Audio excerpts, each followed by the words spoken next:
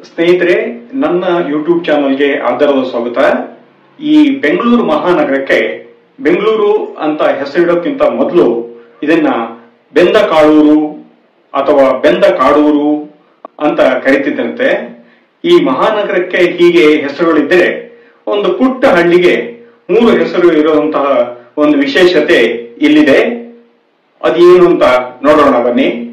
ಶಿವಮೊಗ್ಗ ಜಿಲ್ಲೆಯ ಸಾಗರದ ಬಳಿ ಇರುವ ಶ್ರೀ ಸಿಗಂದೂರು ಚೌಡೇಶ್ವರಿ ದೇವಸ್ಥಾನಕ್ಕೆ ಹೋಗುವ ಭಕ್ತರು ಈ ದೇವಿಯ ದರ್ಶನವನ್ನು ಸುಲಭವಾಗಿ ಮಾಡುವ ಮಾಹಿತಿ ಇಲ್ಲಿದೆ.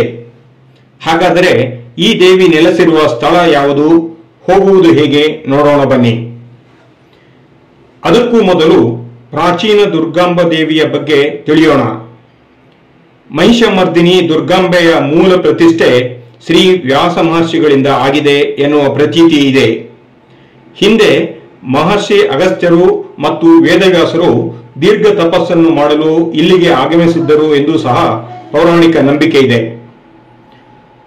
ದುರ್ಗಾಂಬೆಯು ತನ್ನ ಕಾಲಿನಿಂದ ರಕ್ಕಸರನ್ನು ಒದ್ದು ನಾಶಪಡಿಸಿದ ಕಾರಣ ಈ ಹಳ್ಳಿಗೆ ಒದ್ದಳ್ಳಿ ಎಂದು ಹೆಸರು ಬಂತು. ನಂತರ ಈ ಸ್ಥಳದ ಮಹಿಮೆಯನ್ನು ತಿಳಿದು ಸಾಕಷ್ಟು ಸಾಧು ಸಂತರು ಮತ್ತು ಭಕ್ತರು ಬಂದು ತಪಸ್ಸನ್ನು ಹಾಗೂ ಪೂಜೆಯನ್ನು ಮಾಡಲು ಆರಂಭಿಸುತ್ತಾರೆ. ಇಲ್ಲಿ ದೇವಿಯನ್ನು ಪೂಜಿಸಿದವರಿಗೆ ಮತ್ತು ತಪಸ್ಸು ಮಾಡಿದವರಿಗೆ ದೇವಿಯು ವರವನ್ನು ನೀಡುತ್ತಾ ಬಂದ ಕಾರಣಕ್ಕಾಗಿ ಒದ್ದಹಳ್ಳಿ ಎನ್ನುವ ಹೆಸರು ವರದಹಳ್ಳಿ ಎಂದಾಯಿತು. ವರದಪುರದ ಮಹಾಯೋಗಿ ಶ್ರೀ ಶ್ರೀಧರ ಸ್ವಾಮಿಗಳಿಂದ ಜೀರ್ಣೋದ್ಧಾರಗೊಂಡ ಈ ದೇವಸ್ಥಾನ ಶ್ರೀಧರ ಆಶ್ರಮಕ್ಕೂ ಮುಂಚಿನಿಂದ ಇದ್ದು, ಭಗವಾನ್ ಶ್ರೀಧರ ಸ್ವಾಮಿಗಳು ದೇವಿ ಉಪಾಸನೆ ಮಾಡಿ ಪ್ರವಚನ ನೀಡಿದ ಸ್ಥಳ ಇದಾಗಿದೆ. ಅನಾದಿ ಕಾಲದಿಂದ ದೇವಿಯ ಅಲಂಕಾರ ಪೂಜೆ ನಡೆಯುತ್ತಿರುವ ಇಲ್ಲಿಗೆ ಸುತ್ತಮುತ್ತಲಿನ ಭಕ್ತರಲ್ಲದೆ ದೂರದ ಊರುಗಳಿಂದ ಸಹ ಬಂದು ದೇವಿಯ ಕೃಪೆಗೆ ಪಾತ್ರರಾಗುತ್ತಿದ್ದಾರೆ. ಇಂತಹ ದೇವಸ್ಥಾನವನ್ನು ಒಮ್ಮೆ ನೋಡಿ ಬರೋಣ ಬನ್ನಿ. ಹಚ್ಚ ಹಸಿರಿನ ನಿಸರ್ಗದ ಮಡಿಲಲ್ಲಿ ಹೆಂಚಿನ ಹೊದಿಕೆ ಹೊತ್ತಿದೆ ಈ ದೇಗುಲ. ಮೆಟ್ಟಿಲು ಹೊತ್ತಿ ದೇವಸ್ಥಾನದ ಮುಂದೆ ನಿಂತರೆ ಆಕರ್ಷಕ ದೇವಿಯ ಮೂರ್ತಿ ಕಾಣುತ್ತದೆ.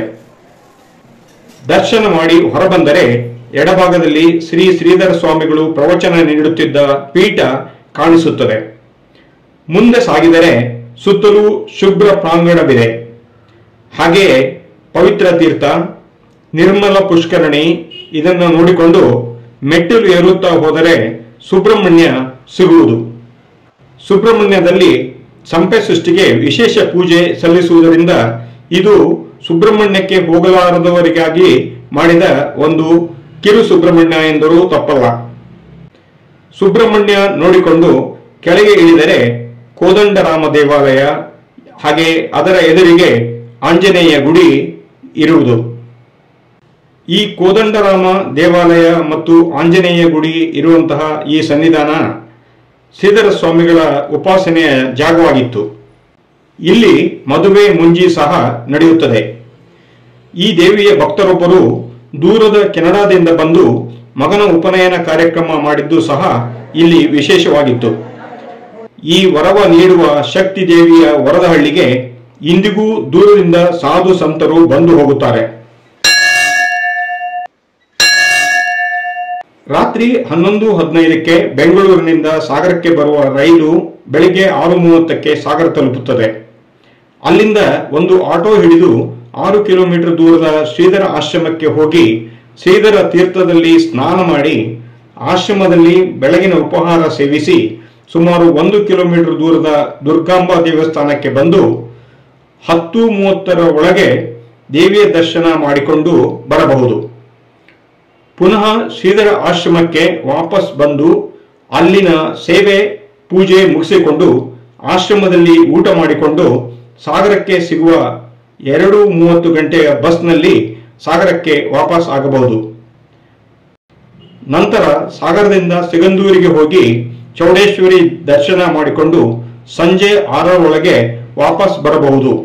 ಏಕೆಂದರೆ ಸಾಯಂಕಾಲದ ಹೊತ್ತಲ್ಲಿ ಸಿಗಂದೂರಿನಲ್ಲಿ ಜನನಿಬಿಡತೆ ಕಡಿಮೆ ಇರುತ್ತದೆ. ಹೀಗೆ ಒಂದೇ ದಿನ ವರದಪುರದ ಶ್ರೀಧರಾಶ್ರಮ, ಒದ್ದಳ್ಳಿಯ ದುರ್ಗಾಂಬಾ ದೇವಸ್ಥಾನ ಹಾಗೂ ಸಿಗಂದೂರಿನ ಚೌಡೇಶ್ವರಿ ದೇವಿಯನ್ನು ನೋಡಿಕೊಂಡು ರಾತ್ರಿ 9:17ಕ್ಕೆ ಬಿಡುವ ರೈಲಿನಲ್ಲಿ ಬೆಂಗಳೂರಿಗೆ ವಾಪಸ್ ಆಗಬಹುದು. ಕಡಿಮೆ ಖರ್ಚಿನಲ್ಲಿ ಒಂದೇ ದಿನದಲ್ಲಿ 3 ಪುಣ್ಯಕ್ಷೇತ್ರಗಳನ್ನು ದರ್ಶನ ಮಾಡದಂತೆಯೂ ಆಗುತ್ತದೆ. ಇನ್ನು ಸ್ವಂತ ವಾಹನ ಇದ್ದವರು ಶ್ರೀಧರ ಆಶ್ರಮ ನೋಡಿಕೊಂಡು ಅಲ್ಲಿ ಊಟಕ್ಕೆ ಕಾಯದೆ ದುರ್ಗಾಂಬಾ ದರ್ಶನ ಮಾಡಿಕೊಂಡು ಅಲ್ಲಿ ಊಟ ಮಾಡಿಕೊಂಡು ಅದೇ ರಸ್ತೆಯಲ್ಲಿ ಮುಂದೆ ಸುಮಾರು ಅರ್ಧ ಗಂಟೆ ಸಾಗಿದರೆ ಹತ್ತಿರದ ದಾರಿಯಲ್ಲಿ ಸಿಗಂದೂರಿಗೆ ಹೋಗಬಹುದು. ನಂತರ ಸಿಗಂದೂರಿನಿಂದ ವಾಪಸ್ ಬಂದು ಸಾಗರಕ್ಕೆ ಬರಬಹುದು. ಈ ವಿಡಿಯೋದ ಡಿಸ್ಕ್ರಿಪ್ಷನ್ ನಲ್ಲಿ ಶ್ರೀಧರ ತೀರ್ಥ ಮತ್ತು ಶ್ರೀಧರ ಆಶ್ರಮದ ಲಿಂಕ್ ಸಹ ಹಾಕಿರುತ್ತೇನೆ, ದಯವಿಟ್ಟು ನೋಡಿ.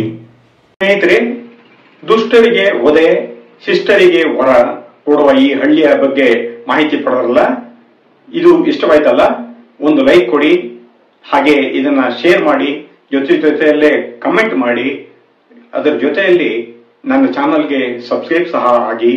ಇಂತಹ ವಿಷಯಗಳಿಗಾಗಿ ಮುಂದಿನ ಸಂಚಿಕೆಗಾಗಿ ಕಾಯಿರಿ. ಧನ್ಯವಾದಗಳು.